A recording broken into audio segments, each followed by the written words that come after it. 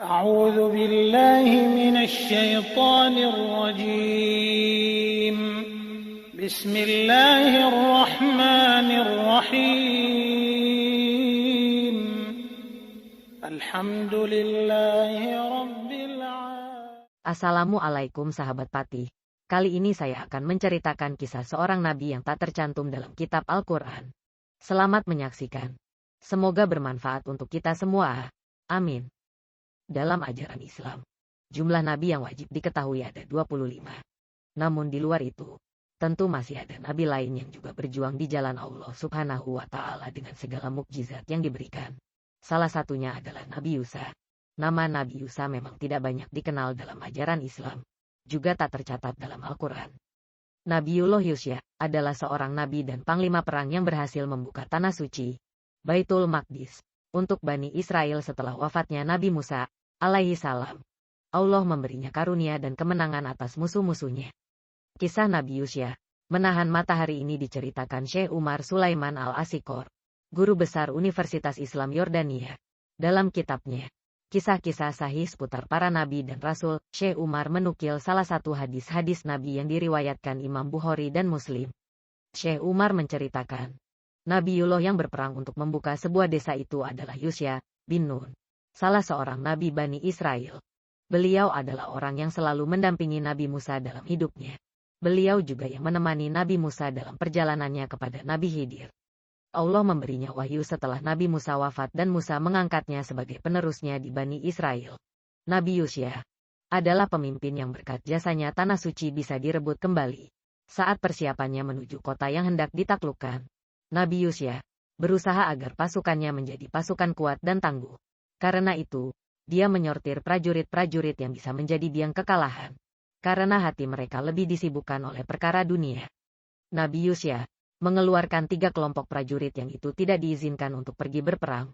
Kelompok pertama adalah orang yang telah berakad nikah tetapi belum menyentuh istrinya. Kelompok ini tidak diragukan pastilah sangat tergantung hatinya dengan istrinya. Lebih-lebih jika dia masih muda.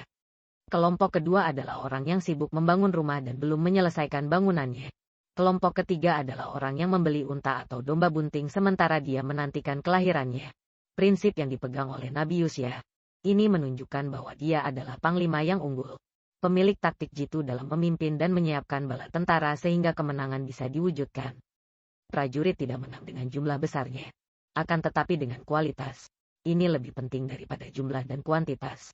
Oleh karenanya, Yusya mengeluarkan orang-orang yang berhati sibuk dari pasukannya, yakni orang-orang yang badannya di medan perang, tetapi pikirannya bersama istri yang belum disentuhnya atau rumah yang belum diselesaikannya atau ternak yang ditunggu kelahirannya.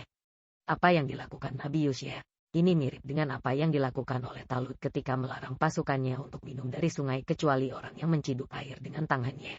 Saat itu sedikit dari mereka yang minum. Talut telah membersihkan pasukannya dari unsur-unsur pelemah yang menjadi titik kekalahan. Allah telah menyampaikan kepada Rasul-Nya bahwa mundurnya orang-orang munafik di perang Uhud mengandung kebaikan bagi orang-orang mukmin. Jika mereka berangkat bersama-sama kamu, niscaya mereka tidak menambah kamu selain dari kerusakan belaka. Dan tentu mereka akan bergegas-gegas maju ke muka di celah-celah barisanmu untuk mengadakan kekacauan di antaramu. Qs. At-Taubah 47. Dengan pasukannya Yusya berangkat ke kota yang hendak ditaklukkannya. Dia mendekati kota itu pada waktu Asyar di hari yang sama. Ini berarti kesempatan untuk membuka kota itu tidaklah banyak.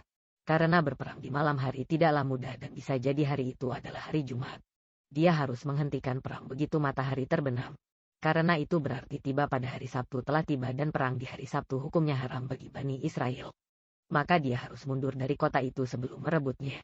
Dan ini berarti memberi peluang kepada penduduk kota untuk memperkuat pasukannya, memperbaiki benteng-bentengnya dan menambah kekuatan senjatanya. Nabi Yusya pun menghadap matahari dan berkata kepadanya, "Kamu diperintahkan, aku juga diperintahkan." Kemudian Yusya berdoa kepada Allah Ta'ala, "Ya Allah, tahanlah ia untuk kami." Allah mengabulkan permintaannya dan menunda terbenamnya matahari hingga kemenangannya diwujudkan. Iman Yusya begitu besar. Dia yakin kehendak Allah di atas segala sesuatu. Dia mampu memanjangkan siang sehingga kemenangan bisa diraih sebelum terbenamnya matahari. Urusan seperti ini tidak sulit bagi Allah. Dan kita mengetahui pada hari ini bahwa siang dan malam terjadi karena berputarnya bumi mengelilingi dirinya. Dan sepertinya perputaran bumi berjalan lambat dengan kodrat Allah hingga kemenangan terwujudkan. Allah tidak lantas menghalalkan harta rampasan perang bagi umat manapun sebelum kita. Harta rampasan perang dikumpulkan.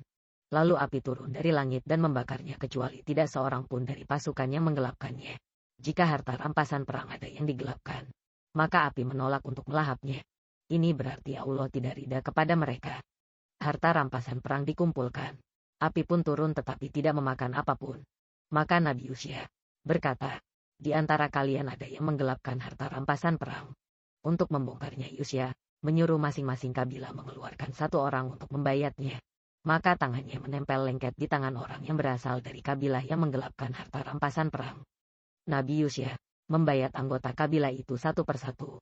Tangannya lengket dengan tangan 2 atau 3 orang. Dan Yusya berkata, penggelapannya ada pada kalian. Akhirnya mereka mengeluarkan sebongkah emas besar dalam bentuk kepala sapi dan diletakkan di antara harta rampasan yang lain. Api turun dan memakannya. Hukum ini telah masuk bagi kita.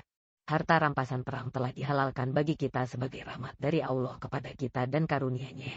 Dan dihalalkannya harta rampasan perang merupakan salah satu kekhususan atas umat ini. Sekian sahabat Patih. Kisah mukjizat Nabi Allah Yusa. Semoga bermanfaat. Amin. Beberapa tempat yang diyakini sebagai makam Yusya Kilharis. Sebuah desa di tepi barat bagian utara.